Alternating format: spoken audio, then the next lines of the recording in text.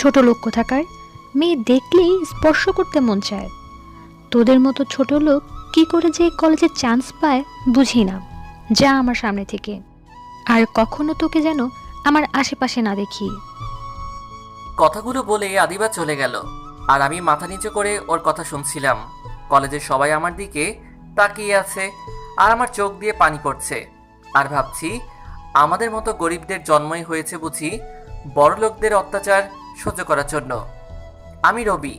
অবশ্য আমার আরও একটা নাম আছে, তা হলো ছোট লোক। কলেজের সবাই আমাকে এই নামেই ডাকে। বাবা মারা গেছে তখন আমার বয়স 10 বছর। তারপর থেকে মাই আমার সব। অন্যের বাসায় কাজ করে অনেক কষ্ট করে আমাকে বড় করেছেন। আর যে আমাকে থাপ্পড় মারল সে হলো বড়লোক বাবার আদরের দুলালি আদিবা। আদিবা আমাকে সহ্যই করতে পারে না, সব সময় আমাকে অপমান করে। শুধু আদিবাই না, কলেজের কেউই আমার সাথে ভালো ব্যবহার করে না।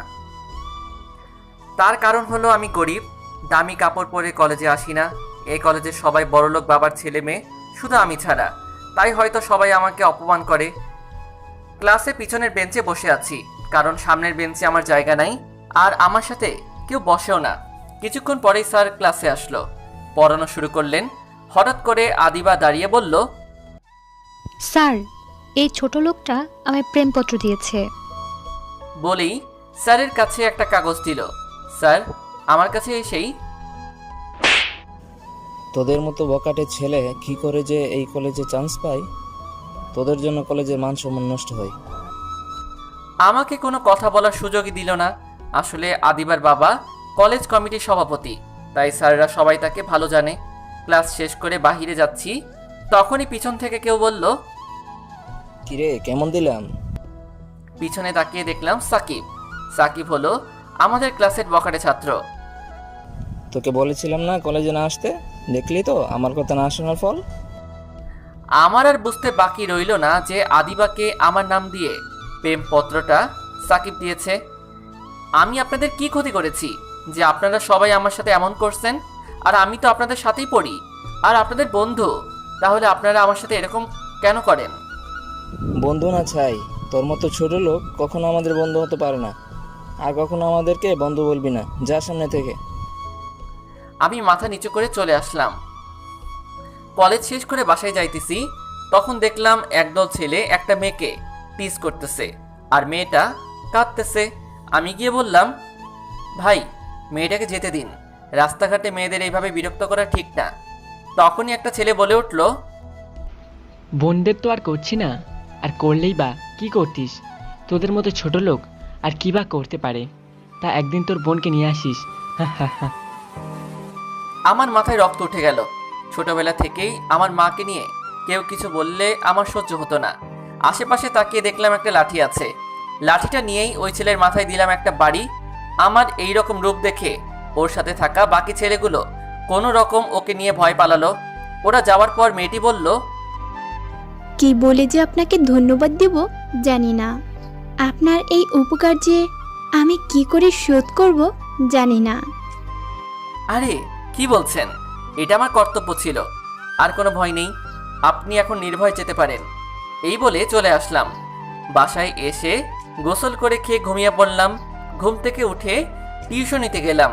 আসলে মাকে আর এখন অন্যের বাসায় কাজ করতে দেই না। আমি টিউশনি করিয়ে নিজের খরচ চালাই আর মাকে পাঠাই। বিকেল থেকে রাত 10টা পর্যন্ত টিউশনি করি, তারপর নিজে পড়ি। টিউশনি করিয়ে বাসায় আসলাম, তারপর মাকে ফোন দিলাম। মায়ের সাথে কথা বলা খেয়ে পড়তে বসলাম। পড়া শেষে ঘুমিয়ে পড়লাম। সকালে ঘুম থেকে উঠে তৈরি হয়ে কলেজে গেলাম। কলেজে ঢোকার পরই তো আমি অবাক। দেখি গতকালকে সেই ছেলেটি মাথায় ব্যান্ডেজ করা, আর সাথে ওর বন্ধুরা। আর ওদের সামনে আদিবা হাতে হকি স্টিক নিয়ে দাঁড়িয়ে আছে।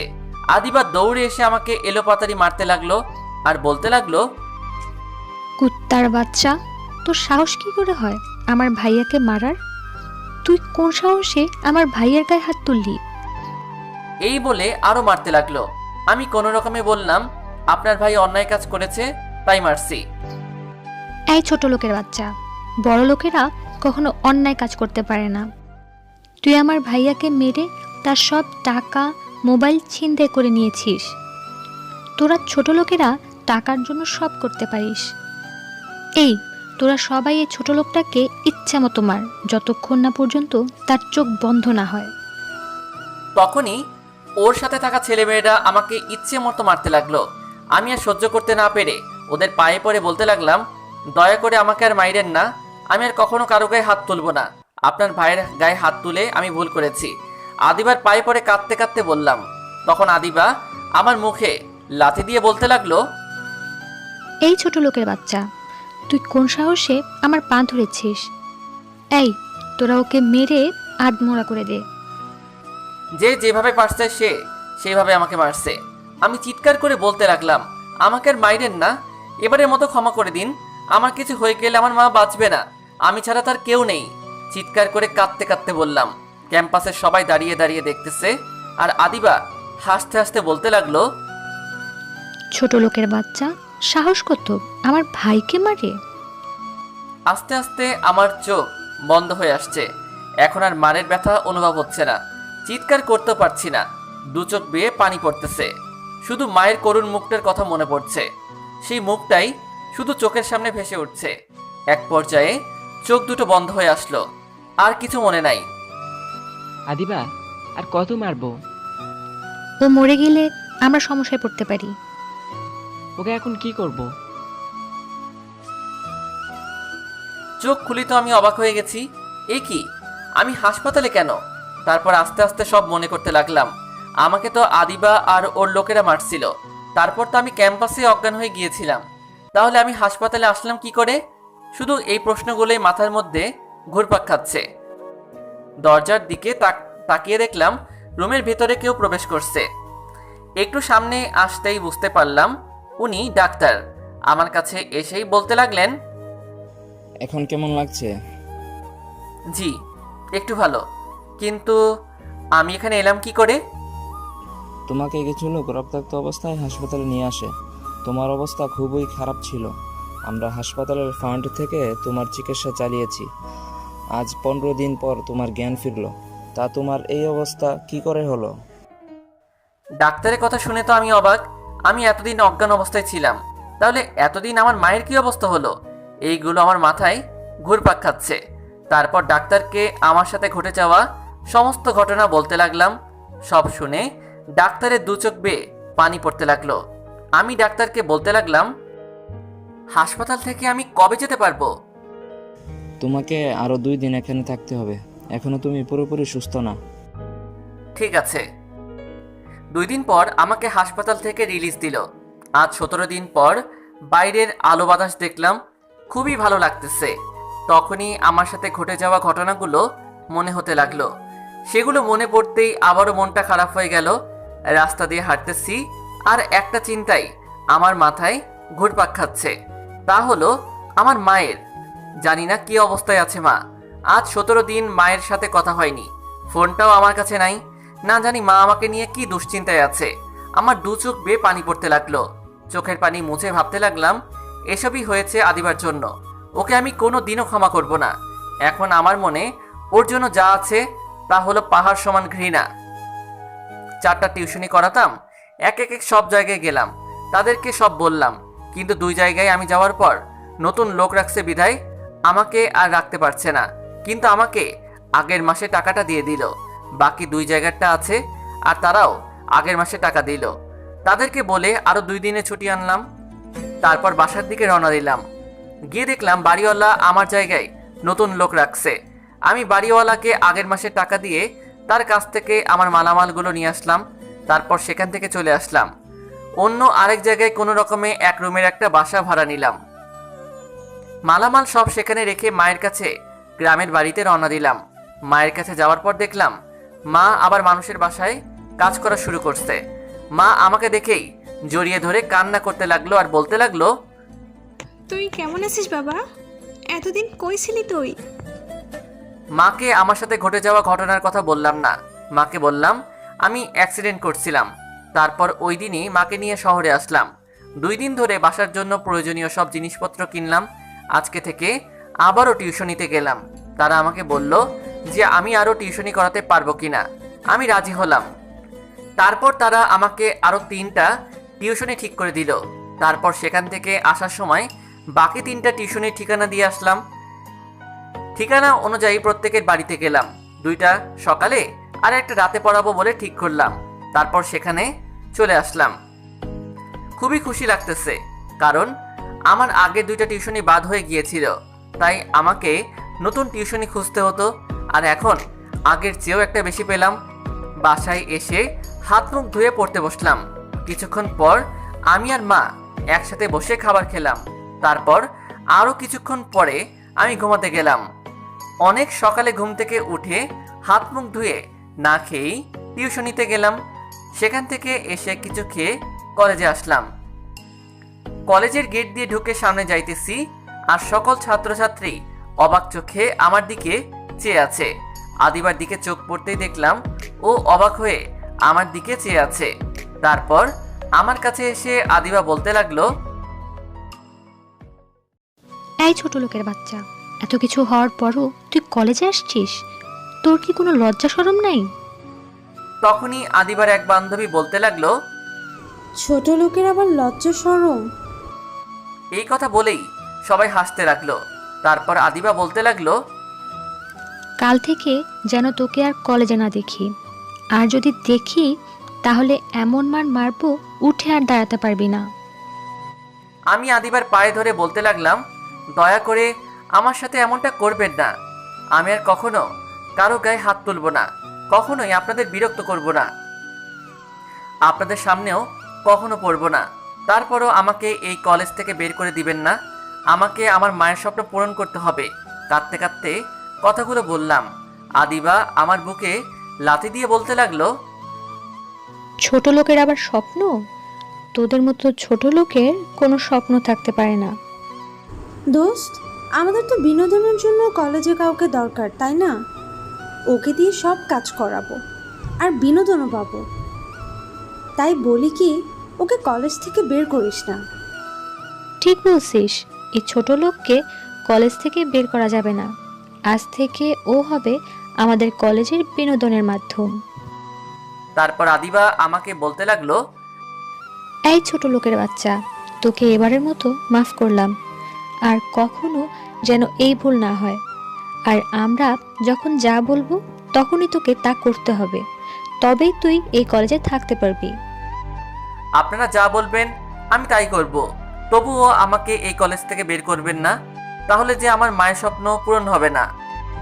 ছোট লোক কোথাকার, শোন, এখন তুই আমাদের প্রত্যেকের পায়ের জুতা পরিষ্কার করে দিবি। বলেই সবাই হাসতে লাগলো। আমার দু চোখ বেয়ে শুধু পানি পড়ছে। এছাড়া যে আর কিছুই করার নেই। মায়ের স্বপ্ন পূরণের জন্য আমাকে এই কলেজে থাকতে হবে, আর এই কলেজে থাকতে হলে আদিবাদের সব কথা মেনে চলতে হবে। তাই চুপচাপ সকালে জুতা পরিষ্কার করতে লাগলাম, আর তারা সবাই হাসতে লাগলো। এই ছোট লোকের বাচ্চা, যা এখন। আর শোন, যখন যা বলবো তাই করতে হবে তোকে, মনে থাকে যেন। ঠিক আছে। তারপর ক্লাসে চলে আসলাম। পিছনের বেঞ্চে গিয়ে বসলাম। স্যার ক্লাসে এসে আমাকে দাঁড়াতে বলল। তারপর বলতে লাগলো, এতদিন ক্লাসে আসোনি কেন? অসুস্থ ছিলাম স্যার। আচ্ছা, বসো। ক্লাস করে রুম থেকে যখনই বাহির হব তখনই সাকিব সামনে এসে দাঁড়ালো আর বলতে লাগলো, এত কিছু হওয়ার পরও তুই কলেজে আসছিস? তোর তো মনে হয় কই মাসের প্ল্যান। তা না হলে ওই দিন যে মার খাইলি তারপর তো বেঁচে থাকার কথা না। হাসতে হাসতে কথাগুলো বলল, আর আমি মাথা নিচু করে রয়েছি। যাই হোক, ওই দিন তোকে ওইভাবে মার খেতে দেখে একটু খারাপ লাগছিল, তাই আজকে বললাম, যা এখন। তারপর কলেজ থেকে বের হয়ে রাস্তায় হাঁটতেছি আর ভাবতেছি, একটা মেয়ে কি করে এত অহংকারী আর নির্দয় হতে পারে। তা আদিবাকে না দেখলে বুঝতেই পারতাম না। একদিন ওকে আমার সাথে করা অন্যায়ের ফল পেতেই হবে। বাসায় আসার পরই মা জিজ্ঞেস করলো, তোকে এমন দেখাচ্ছে কেন? তোর কি কিছু হয়েছে? মায়ের কথা শুনে আমি অবাক হয়ে গেলাম। না, মাকে কিছু বুঝতে দেওয়া যাবে না। আমার সাথে যা হয়েছে তা মাকে বলা যাবে না, তাহলে মা অনেক কষ্ট পাবে। আমি মাকে বললাম, আমার কিছুই হয়নি, তুমি অযথা আমাকে নিয়ে চিন্তা করো না।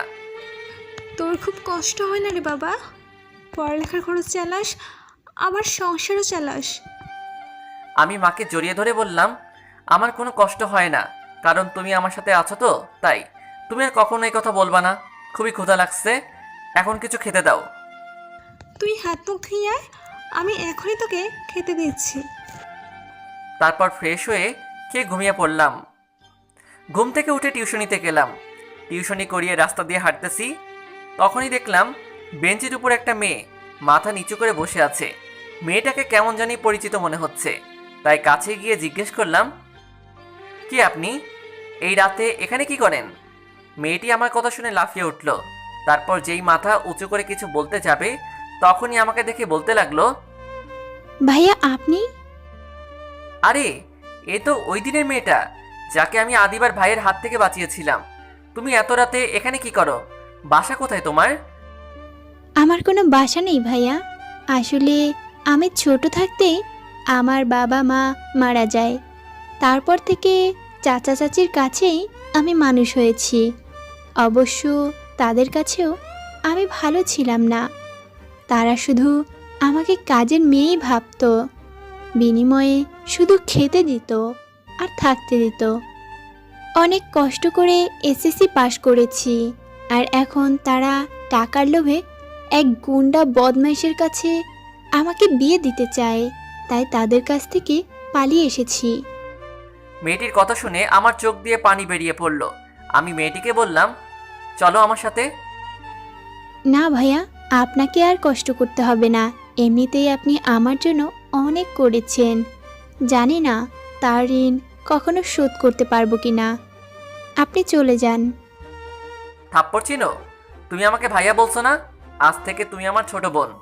আমার এই দুনিয়ায় মা ছাড়া আর কেউ নেই। এখন থেকে আমার একটা বোনও আছে। আর কখনো বলবে না যে তোমার কেউ নেই। মেয়েটি কাঁদতে কাঁদতে আমাকে জড়িয়ে ধরলো আর বলতে লাগলো, আজ থেকে তুমি আমার ভাইয়া।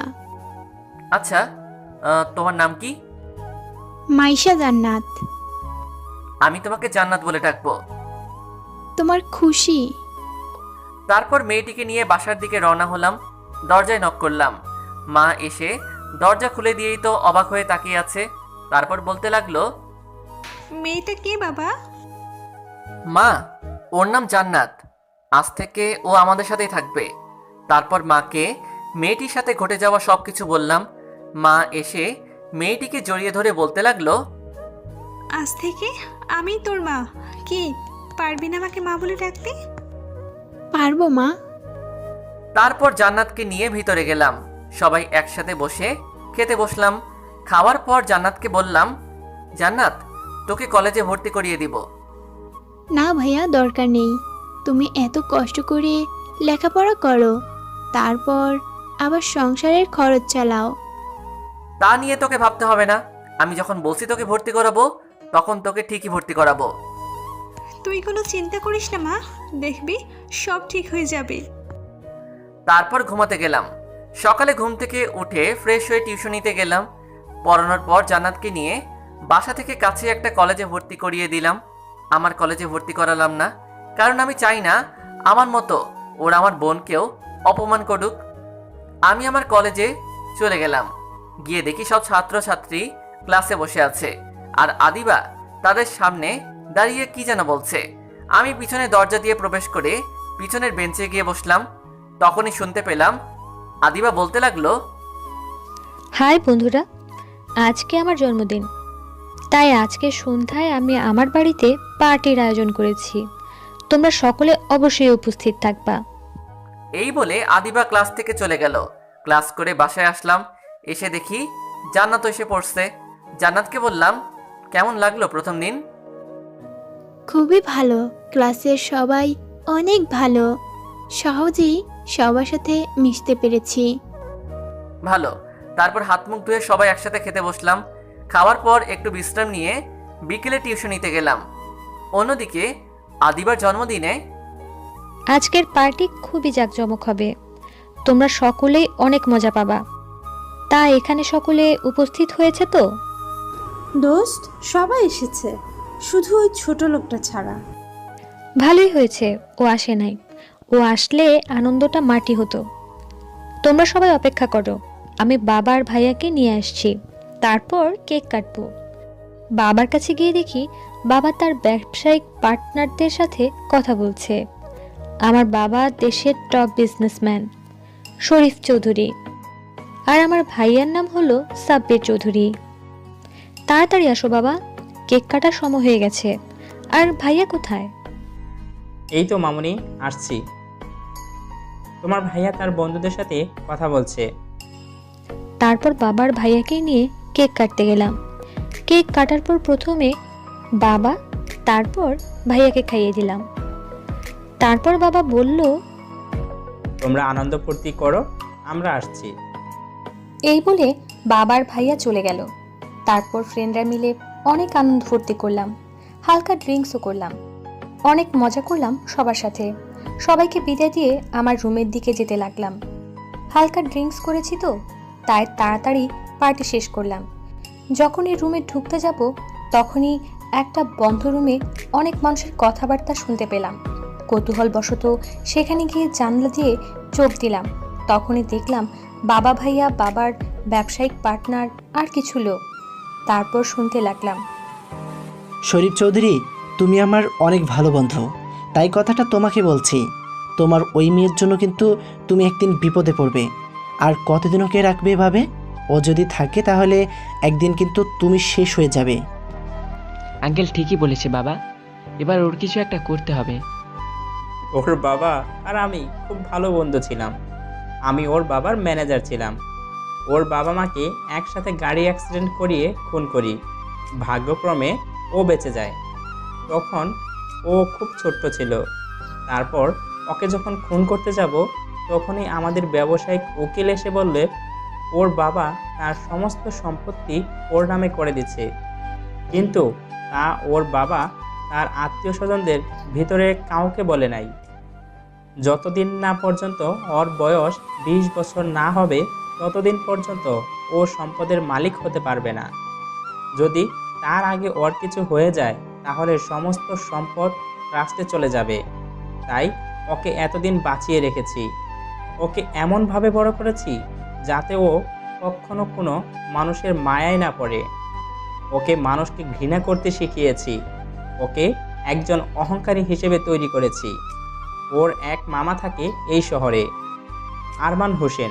সেও অনেক বড় লোক, কিন্তু তারা জানে ওই দিন অ্যাক্সিডেন্টে ও মারা গেছে। তারা যদি জানে ও তাতেও বাকি, ওকে তো তারা এখন আর চিনতে পারবে না। ওর ঘাড়ের জন্মদাগ দেখে তারা চিনতে পারবে। আর আজকে ওর 20 বছর পূর্ণ হয়েছে। তাই রাতে ওকে দিয়ে দলিলের সাইন করিয়ে ওকে ঘুমের মধ্যেই মেরে ফেলবো। এ কথা শুনেই মুহূর্তের মধ্যেই আমার নেশা কেটে গেল। যাদেরকে এতদিন বাবার ভাই জেনে এসেছি তারা আমার আসল বাবা মায়ের খুনি। আমি এতদিন একটা খুনিকে আমার বাবা জেনে এসেছি। কাঁদতে কাঁদতে এগুলো ভাবতে থাকলাম। না, আমি আর কাঁদবো না। আমার বাবা মায়ের খুনির শাস্তি দিতে হবে। এই খুনির জন্য আমি মানুষের উপর অনেক অত্যাচার করেছি। ওদের করা পাপের শাস্তি ওদের দিতেই হবে। এতক্ষণ করা ভিডিওগুলা এখন মামার কাছে নিয়ে যেতে হবে। তারপর সেখান থেকে চুপচাপ করে বের হয়ে আসলাম। মামার বাসায় এসে মামাকে সব কিছু বললাম। সব কিছু শোনার পর মামা আমাকে জড়িয়ে ধরে বলতে লাগলো, আমরা সবাই ভেবেছিলাম তুইও হয়তো ওই দিন মারা গিয়েছিলি, কিন্তু খোদার অশেষ রহমতে তুই বেঁচে আছিস। ওই শয়তানটা আমাদের জাল দলিল দেখিয়ে বলেছিল দুলাভাই নাকি সব সম্পত্তি ওর নামে করে গিয়েছিল। তার ওপর তোরা কেউ জীবিত ছিলি না, তাই আর এই বিষয় নিয়ে আগায়নি। এখন তো ওই শরীফ চৌধুরীকে ওর পাপের শাস্তি পেতেই হবে। তারপর মামা পুলিশকে ফোন করে আসতে বলল। পুলিশ আসার পর ভিডিওটা পুলিশকে দিলাম। পুলিশকে সাথে নিয়ে শরীফ চৌধুরীর বাড়িতে গেলাম। পুলিশ শরীফ চৌধুরীকে গ্রেফতার করলো আর তার ছেলেকে ওয়ার্নিং দিল, ভবিষ্যতে সে যদি আমার ক্ষতি করার চেষ্টা করে তাহলে তাকে গ্রেফতার করবে। তারপর আমি মামার সাথে মামার বাসায় চলে আসলাম। মামা, মামি আর একমাত্র মামাতো বোন, ওর নাম আয়েশা, ক্লাস 10-এ পড়ে। দেখ মা, যা হবার তা হয়ে গেছে। ওই খুনিটা ওর শাস্তি পেয়েছে। এসব ভেবে কষ্ট পাস না। আজ থেকে তুই আমার বড় মেয়ে। কখনো তুই এই বিষয় নিয়ে মন খারাপ করবি না। আজ থেকে এটাই তোর বাড়ি, আর তুই আর আয়সা এখন থেকে এক রুমেই থাকবি। যা এখন হাত মুখ ধুয়ে আয়, সবাই একসাথে খাবো। খাবার খেয়ে রুমে গেলাম। তারপর আয়েশার সাথে কিছুক্ষণ গল্প করে ঘুমাতে গেলাম। তারপর চোখ বুজে ভাবতে লাগলাম, আমার 20তম জন্মদিনের সেরা গিফট পেলাম। আমার বাবা মার খুনিদের শাস্তি দিতে পেরেছি। ওই খুনির জন্য আমি এতদিন খারাপ পথে চলেছি, গরিবদের মানুষই মনে করতাম না। রবির উপর কত অত্যাচার করেছি। কালকেই কলেজে গিয়ে ওর কাছে ক্ষমা চাইতে হবে, কিন্তু ও কি আমাকে ক্ষমা করবে? আমি তো ওকে অনেক অত্যাচার করেছি, যা ক্ষমার অযোগ্য। ও যদি আমাকে ক্ষমা না করে, তাহলে হয়তো এই অপরাধ নিয়ে আমি বাঁচতে পারবো না। যে করেই হোক ওর কাছ থেকে মাফ পেতে হবে। এসব ভাবতে ভাবতে কখন যে ঘুমিয়ে পড়েছি তা নিজেও জানি না। সকালে ঘুম থেকে উঠে ফ্রেশ হয়ে নাস্তা করে কলেজে গেলাম। কলেজে গিয়ে বন্ধুদের সব কিছু বললাম। ওদের বললাম আজ থেকে সবার সাথে ভালো ব্যবহার করব, আর রবির কাছে মাফ চাইব। তারপর ওদের সাথে আড্ডা দিতে লাগলাম আর রবির জন্য অপেক্ষা করতে লাগলাম। সকালে টিউশনি করিয়ে বাসায় আসলাম। খাওয়ার পর আমি আর জান্নাত একসাথে বের হলাম। জান্নাতকে ওর কলেজে নামিয়ে দিয়ে আমি কলেজে আসলাম। গেট দিয়ে ঢুকে ক্লাসের দিকে যাইতেছি, তখনই রবি, এই রবি দাঁড়াও। মনে হলো আমাকে কেউ যেন ডাকলো, কিন্তু আমাকে তো কলেজে সবাই ছোট লোক বলে ডাকে। না, হয়তো অন্য কাউকে ডাকছে, এই ভেবে হাঁটতে লাগলাম। তারপর আবারও, এই রবি দাঁড়াও, একবার আমার কথা শোনো প্লিজ। না, এবার পিছনে ফিরে দেখতেই হয় কে ডাকছে। পিছনে তাকিয়ে তো আমি অবাক, দেখি আদিবা আমাকে ডাকছে আর দৌড়ে আমার দিকে আসছে। আমি ভাবতে থাকলাম আদিবা কেন আমাকে ডাকছে, আর কেনই বা আমার কাছে আসছে। হয়তো আমাকে অত্যাচার করার নতুন কোনো ফোন দিয়ে আসছে। আদিবা আমার কাছে এসেই বলতে লাগলো, রবি, আমাকে মাফ করে দাও। জানি তোমার সাথে যা করেছি তা ক্ষমার অযোগ্য, তারপরেও আমাকে সব কিছুর জন্য মাফ করে দাও প্লিজ। আরে কি করছেন? বড় লোকেরা কখনো ছোট লোকের কাছে ক্ষমা চায় না। দয়া করে আমাকে এবারের মতো মাফ করে দাও। আর কখনো তোমার সাথে খারাপ ব্যবহার করব না, এমনকি আর কারো সাথে খারাপ ব্যবহার করব না, আর কোনো সময় অহংকার করব না। ম্যাডাম, আপনি কেন আমার কাছে মাপ চাইছেন? ছোট লোকের কখনো রাগ করার অধিকার থাকে না। আমাদের জন্মই হয়েছে সব অত্যাচার সহ্য করার জন্য। আপনার মাপ চাইতে হবে না, আমি কিছুই মনে করিনি। আমি মানছি আমি যা করেছি তা অন্যায় করেছি। দয়া করে আমাকে এই শেষবারের মতো মাফ করে দাও। আপনার আর মাপ চাইতে হবে না, আর কাঁদতেও হবে না। আমি আপনাকে মাফ করে দিয়েছি। সত্যি? তাহলে আজকে থেকে আমরা বন্ধু। মাফ করবেন, আমি আপনার সাথে বন্ধুত্ব করতে পারবো না। শুধু আপনার সাথেই না, আমি কারো সাথেই বন্ধুত্ব করতে পারবো না। তার মানে তুমি আমাকে মাফ করতে পারোনি? আপনি যা খুশি ভাবতে পারেন, কিন্তু আমি বন্ধুত্ব করতে পারবো না। আর আমি আপনাকে মাফ করে দিয়েছি। কেন পারবো না আমরা বন্ধুত্ব করতে? আমি এই বিষয়ে আপনার সাথে আর কথা বলতে চাইছি না। মাফ করবেন। আমি ক্লাসে গেলাম। তারপর আদিবা আমাকে অনেক ডাকতে থাকলো, কিন্তু আমি সাড়া দেইনি। তোমার পিছু তো আমি ছাড়ছি না। যখন বলেছি তোমার সাথে বন্ধুত্ব করব, তাহলে তা করেই ছাড়বো। আসলে আমার আদিবার সাথে বন্ধুত্ব না করার কারণ হলো আদিবারা অনেক বড় লোক। ওর যত বন্ধু সবাই অনেক বড় লোক। আর তাছাড়া আদিবাকে দেখলেই আমার ওর করা অত্যাচারের কথা মনে পড়ে যায়, আর তখন ওর প্রতি খুব ঘৃণা হয়। যতদিন না পর্যন্ত সব কিছু ভুলতে পারবো, ততদিন পর্যন্ত ওকে সহ্য করতে পারবো না। তাই তখন আর ওর সাথে বেশি কথা বাড়াইনি। ক্লাস করে বাইরে বের হলাম, তখনই আবার আদিবা আসলো। দয়া করে আমাকে মাফ করে দাও। প্রয়োজনে আমি তোমার পায়ে পড়ি, তাও আমাকে মাফ করে দাও। আরে কি করছেন? আমার মতো ছোট লোকের পা আপনি কেন ধরবেন? আমার সাথে কথা বললে আপনার বন্ধুরা আপনাকে নিয়ে হাসাহাসি করবে। আদিবা কিছু বলছে না, ওর চোখ দিয়ে পানি পড়ছে। তারপর কাঁদতে কাঁদতে চলে গেল। আমি কলেজ থেকে বের হয়ে জান্নাতের কলেজে গেলাম। তারপর জান্নাতকে নিয়ে বাসায় গেলাম। সন্ধ্যার সময় টিউশনিতে গেলাম। রাতে টিউশনি শেষে রাস্তা দিয়ে হাঁটতেছি, তখনই কোথা থেকে যেন কোনো মেয়ের চিৎকারের আওয়াজ শুনতে পেলাম। রাস্তায় দাঁড়িয়ে গেলাম, তারপর আবার সেই চিৎকারের শব্দ পেলাম।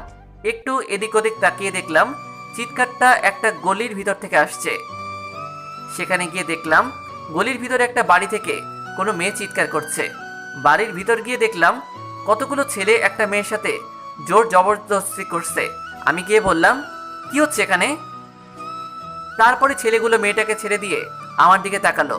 তাদের ভিতর একটা ছেলেকে দেখেই তো আমি অবাক, কারণ ছেলেটা ছিল সাব্বির, যে একসময় আদিবার ভাই ছিল। আর একটু ভালো করে তাকিয়ে দেখলাম মেয়েটা হলো আদিবা। হয়তো সাব্বির তার বাবার প্রতিশোধ নিতে আদিবার সাথে এরকম করছে। সাব্বির আমাকে দেখেই বলতে লাগলো, কিরে তুই এখানে? ওই দিন তোর জন্য ওই মেয়েটার সাথে কিছু করতে পারিনি, আর আদিবা কিছু না জেনেই তোকে মেরেছিল। তুই এখন আমাদের সাথে যোগ দে, ওর উপর প্রতিশোধ নে। আদিবা আমার দিকে অসহায় দৃষ্টিতে চেয়ে আছে। জানি না আমার এখন কি করা উচিত, যার জন্য আদিবা আমাকে মৃত্যুর মুখে ঠেলে দিয়েছিল, আর আজ সেই তাকে ধর্ষণ করার চেষ্টা করছে। এটা ঠিক, আমি আদিবাকে অনেক ঘৃণা করি, কিন্তু আজ যদি আদিবার জায়গায় আমার বোন হতো তাহলে? এসব ভাবতে লাগলাম। কিরে এত কি ভাবছিস? তুই আমাদের সাথে আয়, অনেক মজা পাবি। বাইরে চলে আসলাম। একটা লাঠি নিয়ে সাব্বিরের মাথায় মারলাম। সাব্বিরের মাথা ফেটে রক্ত বের হচ্ছে। তারপর আরও একটার মাথায় আঘাত করলাম। বাকিরা সবাই ভয় পেয়ে পালিয়ে গেল। আদিবা ওর মামাকে ফোন করলো। ওর মামা পুলিশ নিয়ে আসলো। আদিবা এখনো অনেক ভয় আছে। পুলিশ ওদের দুজনকে গ্রেফতার করলো। তুই ঠিক আছিস তো মা? আদিবা কিছু বলছে না, শুধু কাঁপছে। আদিবার মামা আমার কাছে এসে বলতে লাগলো, তুমি আমাদের অনেক উপকার করলে। কি বলে যে তোমাকে ধন্যবাদ দিব জানি না। আজকালকার যুগে তোমার মতো ছেলে খুবই কম আছে। ধন্যবাদ দিতে হবে না, আমি যা করেছি তা আমার দায়িত্ব ছিল। ও এখনো ভয়ের মধ্যে আছে। আপনি ওকে নিয়ে বাসায় যান। তারপর সেখান থেকে চলে আসলাম। বাসায় আসার পর মা জিজ্ঞেস করলো, আজকে তোর এত দেরি হলো কেন বাবা? তারপর মাকে সবকিছু খুলে বললাম। ভালো করেছিস বাবা। তা মেয়েটা এখন ঠিক আছে তো? হ্যাঁ, ওকে ওর মামা নিয়ে গেছে। তারপর খেয়ে পড়তে বসলাম। কিছুক্ষণ পড়ার পর ঘুমাতে গেলাম। আমি এখনো ভয়ের ভিতরে আছি। আজকে যদি রবি না থাকতো তাহলে হয়তো ওরা আমাকে মেরেই ফেলতো। এত কিছুর পরও রবি আমাকে বাঁচিয়েছে। ও খুব ভালো একটা ছেলে। কালকেই ওকে ভালোবাসার কথা বলবো। ভেবেছিলাম প্রথমে ওর সাথে বন্ধুত্ব করব, তারপর বলবো, কিন্তু ও তো বন্ধুত্ব করতে রাজি না। তাই কালকেই ওকে ভালোবাসার কথা বলবো। এসব ভাবতে ভাবতে কখন যে ঘুমিয়ে পড়েছি নিজেও জানি না। সকালে কলেজে গিয়ে রবির জন্য অপেক্ষা করতে লাগলাম। ওই তো রবি আসছে। রবি দাঁড়াও। বলুন, কি বলবেন?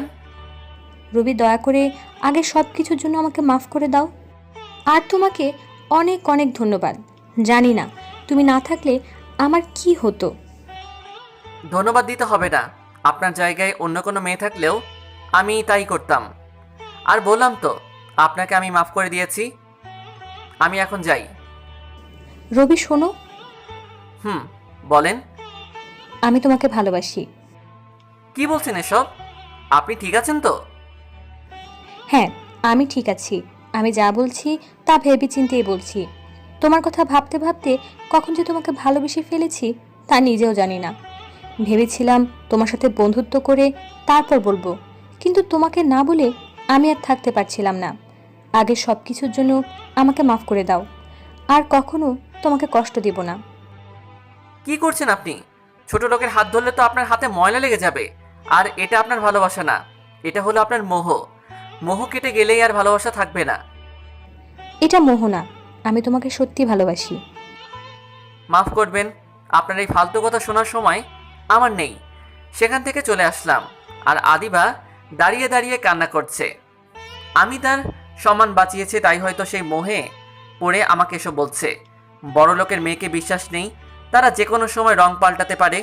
ক্লাস শেষে জান্নাতকে নিয়ে বাসায় গেলাম। বিকেলে আবার টিউশনিতে গেলাম। এভাবেই চলছিল। আদিবা আমাকে প্রতিদিন এভাবে ভালোবাসি বলে বিরক্ত করে। এভাবে 10 দিন কেটে গেল। একদিন কলেজে আদিবা আমাকে বলল, তুমি আমাকে ভালোবাসবে কিনা বলো। আপনাকে কতবার বলবো আমি আপনাকে ভালোবাসি না? এটা আপনার একটা মোহ। কিছুদিন পর এমনি ভুলে যাবেন। তোমাকে কতবার বলবো এটা আমার মোহ না। আমি তোমাকে ছাড়া কিছুই ভাবতে পারছি না। অনেক ভালোবাসি তোমাকে। কিন্তু আমি বাসি না। কি করলে তুমি আমাকে ভালোবাসবে? আপনার কিছুই করা লাগবে না, আমি আপনাকে ভালোবাসতে পারবো না। বেশ, তো তুমি তো আমাকে ভালোবাসবে না, তাহলে এ জীবন রেখে আর লাভ কি? আমি যা করেছি তা হয়তো মাফ পাওয়ার অযোগ্য। বলেই ছুরি দিয়ে হাত কাটলো। পাগল হয়ে গেছেন নাকি? এভাবে কেউ নিজের হাত কাটে? কি করব বলো? তোমাকে যে অনেক ভালোবেসে ফেলেছি। আর কিছু বলতে পারলো না, তার আগে অজ্ঞান হয়ে গেল। তারপর সবাই মিলে ওকে হাসপাতালে নিয়ে গেলাম। ডাক্তার ওকে অপারেশন থিয়েটারে নিয়ে গেল। তখন আদিবার ফ্রেন্ড মিম আমাকে বলতে লাগলো, আদিবা তোমাকে সত্যি অনেক ভালোবাসে। তুমি তো জানো ও কী অবস্থায় বেড়ে উঠেছিল। ওকে সবসময় খারাপ শিক্ষা দেওয়া হয়েছিল, তাই ও ওইরকম হয়ে গিয়েছিল। কিন্তু বিশ্বাস করো, ও সত্যিই তোমাকে অনেক ভালোবাসে। আমি কিছু বললাম না, চুপ করেছিলাম আর ভাবতে থাকলাম, আসলেই তো মিম যা বলেছে সবই ঠিক। ও তো ছোটবেলা থেকেই খারাপ শিক্ষা পেয়ে এসেছে, তাই হয়তো ও অহংকারী হয়ে গিয়েছিল। এর ভিতরে ডাক্তার এসে বলল, রোগী এখন বিপদমুক্ত, তবে আর কিছুক্ষণ পর আনলে বিপদ হতে পারত। 3-4 ঘন্টা পরই রোগীর জ্ঞান ফিরবে। মিম আদিবার মামাকে ফোন করে হাসপাতালে আসতে বলল আর তাদেরকে সব কিছু বলল। তারা আমার কাছে এসে বলতে লাগলো, আমি তোমার আর আদিবার ব্যাপারে সব জানি। ও প্রতিদিন তোমার কথা বলে। ও না বুঝে তোমার সাথে অনেক অন্যায় করে ফেলেছে। দয়া করে তুমি ওকে মাফ করে দাও। ও তোমাকে না পেলে বাঁচবে না। আমি কিছুই বললাম না, শুধু ভাবতে থাকলাম, আসলেই তো ছোটবেলা থেকেই তো ও ভুল শিক্ষা পেয়ে এসেছে। ও যাকে বাবা ভাবতো সেই ওর আসল বাবার খুনি। ও শয়তানটা তো ওকে খারাপভাবে তৈরি করেছে। আদিবা এই কয়দিন হয়তো অনেক মানসিক আঘাত পেয়েছে। না, আর ওকে কষ্ট দেওয়া যাবে না। এখন থেকে ওকে সবসময় ভালো রাখার চেষ্টা করব। মাকে ফোন করে বললাম আমার একটা বন্ধু হাসপাতালে, তাই রাতে আমি হাসপাতালে থাকব। আদিবার মামা মামি আর বোনও ছিল হাসপাতালে। অনেকক্ষণ পর ডাক্তার এসে বলল, রোগীর জ্ঞান ফিরেছে। আদিবার মামা মামি আদিবার ক্যাবিনে গেল আর আমি বাইরে দাঁড়িয়ে রইলাম। কেমন আছিস মা? এরকম কেন করতে গেলি? যদি তোর কিছু হয়ে যেত? মামা, আমি রবিকে ছাড়া বাঁচব না। অনেক ভালোবেসে ফেলেছি ওকে। কাঁদিস না মা, রবিও হাসপাতালে আছে। ওকে তোর কাছে পাঠাচ্ছি। কেবিনের বাইরে দাঁড়িয়ে আছি, এমন সময় আদিবার মামা এসে বলল, আদিবা তোমার সাথে কথা বলতে চাই, তুমি একটু ওর সাথে দেখা করে এসো। আমি আদিবার ক্যাবিনে ঢুকে আদিবার পাশে বসলাম। আদিবা আমাকে দেখে বলতে লাগলো, রবি, আমাকে মাফ করে দাও। আমি তোমাকে অনেক ভালোবাসি। তোমাকে ছাড়া বাঁচতে পারবো না। তোমার মাপ চাইতে হবে না, এখন থেকে তোমাকে আর কোনো কষ্ট পেতে দিব না। সাথে সাথে আদিবা আমাকে জড়িয়ে ধরলো। আমাকে শুধু তোমার ওই বুকে একটু জায়গা দিও। তুমি যদি কখনো আমাকে ছেড়ে যাও তাহলে আমি বাঁচতে পারবো না। আর কখনো এই কথা বলবে না, আমি কখনো তোমায় ছেড়ে যাব না। আজ 2 দিন পর আদিবাকে হাসপাতাল থেকে রিলিজ দিয়েছে। এই 2 দিন সবসময় আদিবার সাথে থাকতে হয়েছে। আদিবাকে ওর বাসায় নিয়ে গেলাম। এখান থেকে যেও না, আমি তোমাকে ছাড়া এক মুহূর্তও থাকতে পারবো না। এত চিন্তা করো না তো, আর আমি তো আর কোথাও চলে যাচ্ছি না। ঠিক আছে, তাহলে কালকে কলেজে দেখা হবে। কি বলছো? তুমি এই অবস্থায় কলেজে যাবে? আমি এখন পুরোপুরি সুস্থ। কালকে কলেজে গিয়ে সারা দিন তোমার সাথে ঘুরবো। কালকে কলেজে যেতে হবে না, তুমি এখন অসুস্থ, পরে ঘুরবো। তুমি আমাকে একটুও ভালোবাসো না। আচ্ছা, কালকে তোমার সাথে ঘুরবো। এবার খুশি তো? অনেক খুশি। মুয়া। এটা কি করলে? আদর করলাম। কেন, ভালো লাগেনি বুঝি? আবার দিব? এই না না, আমি গেলাম, কালকে দেখা হবে। তারপর সেখান থেকে বাসায় চলে আসলাম। বাসায় এসে মাকে সব বললাম। মেয়েটাকে আর কষ্ট দিস না, মেয়েটা মনে হয় সত্যিই তোকে অনেক ভালোবাসে। তারপর কে ঘুমিয়ে পড়লাম। খুবই ক্লান্ত লাগছিল, তাই আর পড়লাম না। সকালে ঘুম থেকে উঠে ফ্রেশ হয়ে টিউশনিতে গেলাম। টিউশনিতে করিয়ে বাসায় এসে খেয়ে জান্নাতকে নিয়ে কলেজে গেলাম। জান্নাতকে ওর কলেজে নামিয়ে দিয়ে আমি আমার কলেজে এলাম। কলেজে আসার সাথে সাথেই আদিবা কাছে আসলো। ওর ব্যাগ থেকে টিস্যু বের করে আমার মুখের ঘাম মুছে দিল। কি করছো? সবাই দেখছে তো। কোনো কথা বলবে না, চুপচাপ দাঁড়িয়ে থাকো। সবাই দেখলে আমার কিছু যায় আসে না। আর তুমি গতকালকে তোমার নাম্বার দিয়ে যাওনি কেন? মনে ছিল না, এখন দিচ্ছি। চলো এবার আমরা ঘুরতে যাব। কিন্তু ক্লাস করব না। একদিন ক্লাস না করলে কিছু হবে না, চলো তো। আদিবার সাথে রিকশায় ঘুরতে বের হলাম। আদিবা আমার কাঁধে মাথা রাখলো, চুলগুলো ওর মুখের উপর এসে পড়ছে। খুবই সুন্দর লাগছে ওকে। একটা মানুষ কি করে এত সুন্দর আর মায়াবী হতে পারে তা আদিবাকে না দেখলে বোঝা যাবে না। নদীর পাড়ে ঘুরতে আসলাম। আদিবা বসে আছে আর আমি ওর কোলে মাথা দিয়ে শুয়ে আছি। আদিবা আমার চুলে বিলি কেটে দিচ্ছে। আদিবা কথা বলছে আর আমি নির্বাক শ্রোতার মতো ওর দিকে তাকিয়ে আছি। তারপর আদিবাকে নিয়ে ফুচকা খেতে গেলাম। আদিবা নিজে খাচ্ছে আর আমাকে খাইয়ে দিচ্ছে। আমিও ওকে খাইয়ে দিলাম। খুব সুন্দর করে কিছু মুহূর্ত কাটলো দুজনের। আদিবাকে ওর বাসায় নামিয়ে দিয়ে আমি জান্নাতকে নিয়ে বাসায় চলে আসলাম। সন্ধ্যায় টিউশনিতে গেলাম। টিউশনি করিয়ে বাসায় এসে পড়তে বসলাম। তারপর খেয়ে ঘুমাতে গেলাম। এর মধ্যে আদিবা কল করলো। কি করো? একটা পাগলির সাথে কথা বলি। তুমি? একটা পাগলের সাথে কথা বলি? আদিবার সাথে কথা বলে ঘুমিয়ে পড়লাম। সকালে টিউশনি করিয়ে কলেজে গেলাম। প্রতিদিনের মতো আজকেও আদিবা আমার ঘাম মুছে দিচ্ছে। তারপর দুজনে ক্লাস করতে চলে গেলাম। ক্লাস করে আদিবাকে বিদায় জানিয়ে জান্নাতকে নিয়ে বাসায় গেলাম। বিকেলে জান্নাত বলল, ভাইয়া চলো না আজকে ঘুরতে যাই। কিন্তু আমার তো পড়াতে যেতে হবে। দেখলাম জান্নাত মন খারাপ করে আছে। আচ্ছা, আজকে পড়াতে যাব না, তোকে নিয়ে ঘুরতে যাব। এবার খুশি তো? আমার ভালো ভাইয়া। বিকেলে জান্নাতকে নিয়ে ঘুরতে বের হলাম। অনেক জায়গায় ঘুরলাম। তারপর জান্নাতকে নিয়ে ফুচকা খেতে গেলাম। জান্নাত আমাকে ফুচকা খাইয়ে দিচ্ছিল। হঠাৎ করে কে যেন আমার কলার ধরে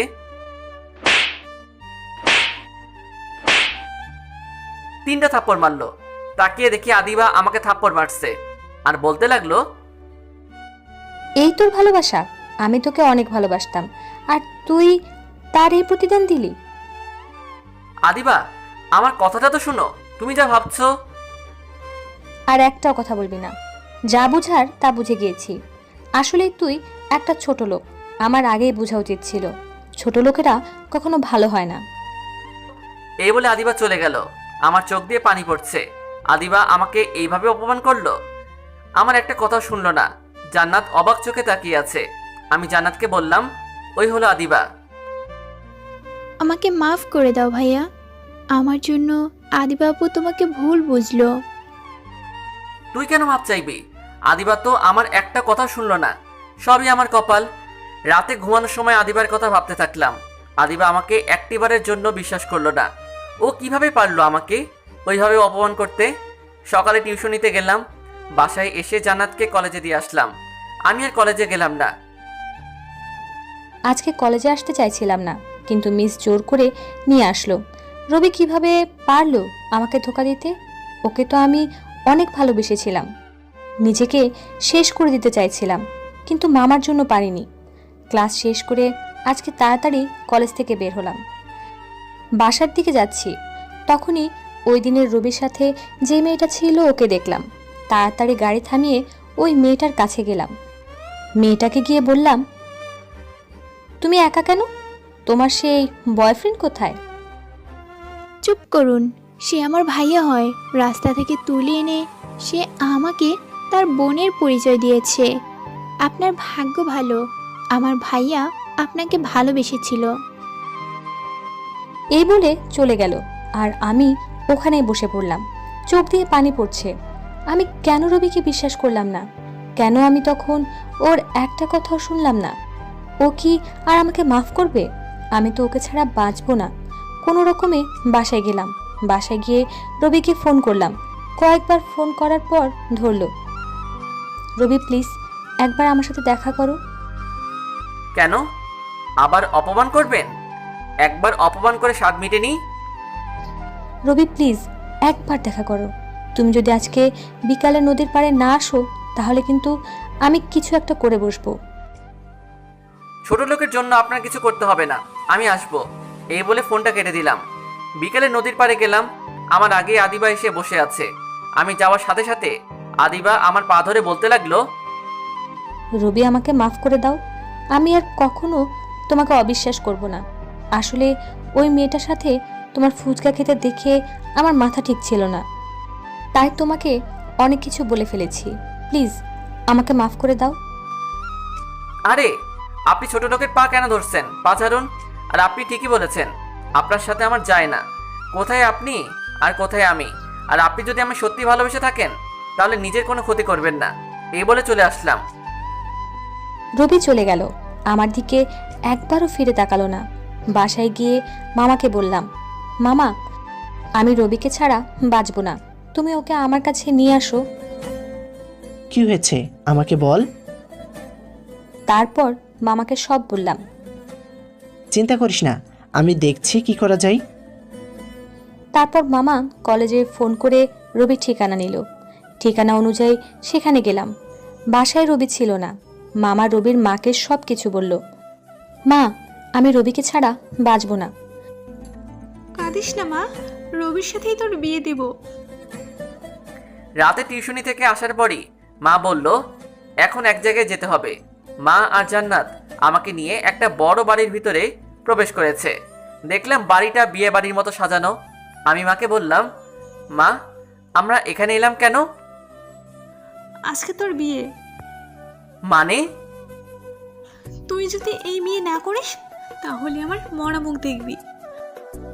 তারপর মা আমার হাতে একটা শেরওয়ানি দিয়ে এটা পরে আসতে বলল। কাজী বিয়ে পড়ানো শুরু করলো। আমি চিন্তা করছি আদিবা যদি এই বিয়ের কথা শুনে তাহলে ও আত্মহত্যা করবে। এতটাই চিন্তিত ছিলাম যে কনের নামটা পর্যন্ত শুনলাম না। কবুল বলার সময় আদিবার মুখটা ভেসে আসছিল। তখনই মায়ের কথাটা মনে পড়ল। অনিচ্ছা সত্ত্বেও কবুল বলে দিলাম। রুমের সামনে পায়চারি করছি, তখনই ছোট বোন এসে বাসর ঘরে যেতে বলল। অনিচ্ছা সত্ত্বেও যেতে হলো। গিয়ে দেখি লাল শাড়ি পরা একটা মেয়ে বসে আছে। আমি যাওয়ার সাথে সাথে মেয়েটি সালাম করতে এলো। আমি পা সরিয়ে বলতে লাগলাম, সালাম করার কোনো দরকার নেই। তখনই মেয়েটি ঘোমটা সরালো। আমি তো অবাক হয়ে তাকিয়ে আছি, কারণ মেয়েটি হলো আদিবা। এসবের মানে কি? তোমার মা আর বোনের সাথে প্ল্যান করে এগুলো করি। এখন তো আমি তোমার বউ, তাই এখন চাইলেও তুমি আমাকে ছেড়ে যেতে পারবে না। কিন্তু আমি তোমাকে মেনে নিতে পারবো না। সাথে সাথেই আদিবা একটা ছুরি বের করে বলল, তুমি যদি আমাকে না মেনে নাও তাহলে আমি আত্মহত্যা করব। বলার সাথে সাথে আদিবাকে থাপ্পড় মারলাম। আদিবা আমাকে জড়িয়ে ধরে কাঁদতে কাঁদতে বলল, মারো, আমাকে আরো মারো, তারপরও আমাকে ছেড়ে যেও না। আদিবাকে জড়িয়ে ধরে বললাম, আর কখনো এই কথা বলবে না। তুমি না থাকলে আমার কি হবে জানো? আমি কতটা কষ্ট পেয়েছি, শুধু মায়ের জন্য এই বিয়েটা করেছি। আর কখনো তোমাকে কষ্ট দিব না। এখন থেকে তোমাকে অনেক আদর করব। তাই নাকি? তাহলে তো লাইট অফ করতে হয়।